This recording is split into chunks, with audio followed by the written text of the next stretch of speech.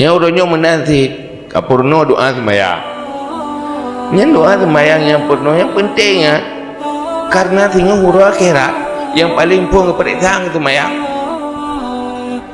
Pun dah keperintah tinggal huru akhirat sembahyang.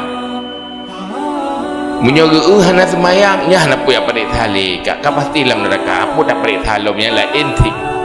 Kamu haju bulain ni hana beres sembahyang. Mesti hana sembahyang. Atau nak sembahyang hantar yang ke umid dan salat yang mati tidak hidup nya boleh. Jadi pun dah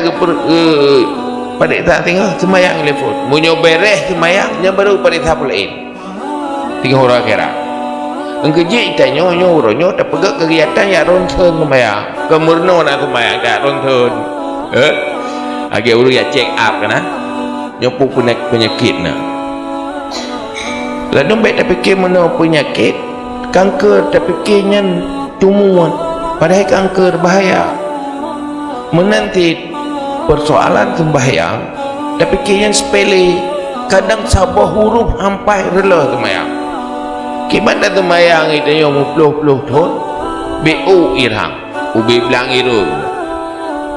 tina tu lihat mana je mata bau belang itu bengkok jadi maksudnya BO salah sembahyang mandum sembahyang hana makna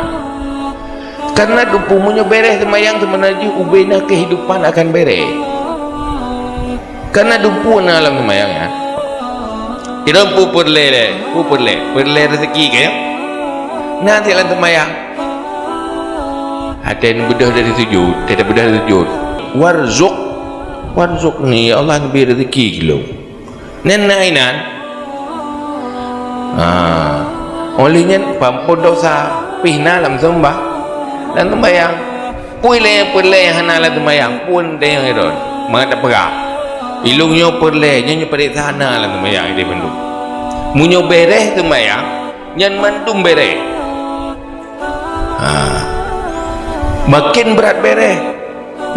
nyan paling berat beres lo beres udip dunia akhirat menaji hidup atau sembahyang